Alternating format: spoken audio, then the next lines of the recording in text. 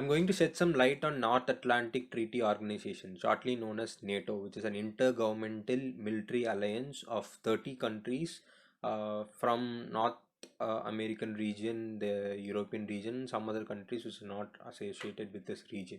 Okay, this all began at the end of World War II when the Allied nations, the part of it, they thought we need to stick together as a military alliance in order to prevent future attacks from Russia or Germany or any other country from that side. Okay, so that's how it all began. But this group or organization was dormant till the Korean War, and after Korean War also they only participated in small skirmishes around the NATO region. The actual major participation came in after September 11 attacks on the US soil, uh, as a result of Article 5 of NATO, which states that an attack, external attack of on any country of the NATO, result amounts to an attack on the whole NATO, and all other countries should also help. And similarly, the NATO went on helping US in the Afghan and the Iraq wars. Fine. So where is India in this picture? Because we are Indians, we need to be knowing about it. So is India part of NATO? No. Can India be part of NATO? Yes. Is NATO interested in India? Yes. Is India interested in NATO? Kind of. Fine. So if you see the bright and the dark sides of it, so firstly the bright side. So the bright side of it is we'll be part of a big group so that we'll get assistance whenever needed, and we also come under the Article 5 and they come and support us. Fine. Then we also get to share the strategies, and we also get to have deterrence from Pakistan and China in case of trouble. Okay, so that's the bright side. But looking on the darker side, the same Article 5 becomes a problem here. If somebody has a trouble somewhere, we have to go in and our soldiers die on some other soil for which we are not a part of. So that's unwanted problem there. And NATO itself has problems within, and uh, you'll have problem of sovereignty over here because they'll come here and make places. They'll have to make camps over here. So these are certain problems around here. And coming to know about India and how it works, India, even though something has a lot of benefits over it, it does not get involved in unwanted problems. That's how it was after World War II when it chose to be a non-aligning side. So for now, India is not going to join NATO, and but India still has a group with the other NATO countries, which we'll be looking forward to. So that's all for the relationship with NATO. Thank you.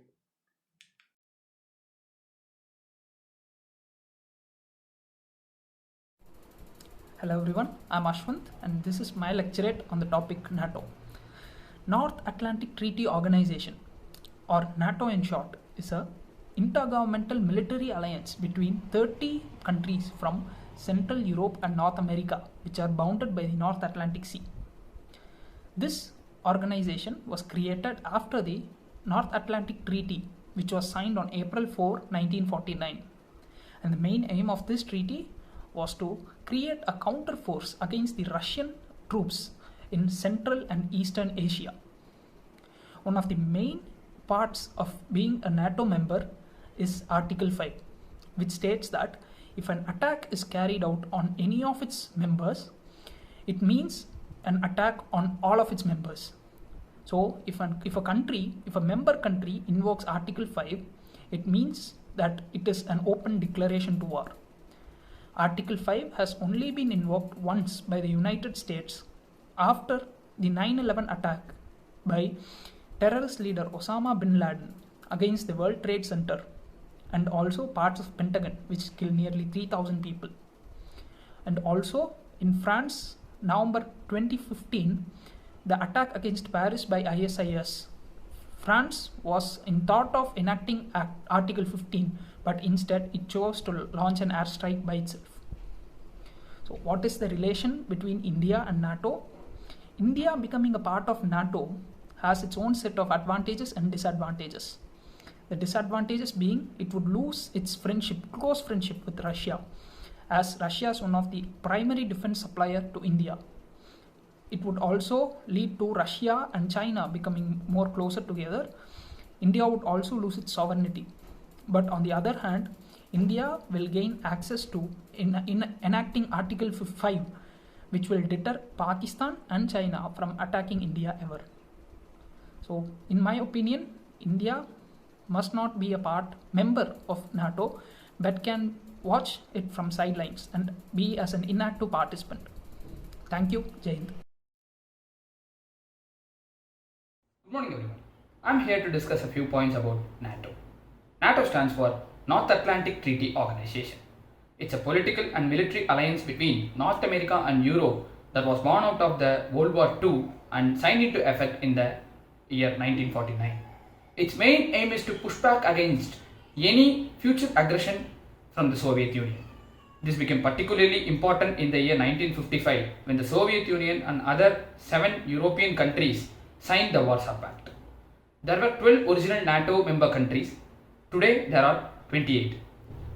7 of those are former Warsaw Pact countries. Each member of the NATO has an equal say to discuss and decision. One of the most important principles of the NATO treaty is Article 5. Article 5 states that an attack on one country is an attack against all members. In theory, all troops and equipments in each nation is available for NATO to use. That means there are 3.5 million active personnel and another 3.7 million are in reserve. So if it really comes down to it, 7.3 million NATO forces could be mobilized. But Article 5 had been invoked only once in its nearly 70-year history. That is the day 9/11. In 2006, all 28 member states agreed to spend 2% of their GDP for the alliance's defense spending. But in fact, in reality, the target is rarely met. In 2015, the median spend was just 1.18% and the US spent a whopping 3.7%. That means that America accounted for some 70% of the total defense spending. Thank you. Jai Hind all. Today we discuss about NATO, North Atlantic Treaty Organization. Security in our daily lives is a key to our well-being. NATO's purpose is to guarantee the freedom and security of its members through political and military means. NATO promotes democratic values and enables members to consult and cooperate on defense and security related issues to solve problems, build trust in the long run, prevents conflict. NATO decision is the expression of the collective will of all 30 members countries, since all decisions taken by consensus. NATO delegation. Each member has a permanent delegation at NATO's political headquarters in Brussels. Each delegation is based by an ambassador who represents his or her government in the alliance consultations and decision-making process. The Nuclear Planning Group has the same authority as the North Atlantic Council with regard to nuclear policy issues. The North Atlantic Council. The NAC is the heart of the NATO. The North Atlantic Council is the principal political body. It makes decisions at NATO. Each member country has a seat at NAC. It meets at least once in a week or wherever the needs arises at different levels. It is chaired by the Secretary General who helps members reach agreement on key issues. 40 non-member countries work with NATO on a wide range of political and security related issues. NATO has always innovated and adapted itself to ensure its policies, capabilities and structures meet current and future threats, including the collective defense of its members.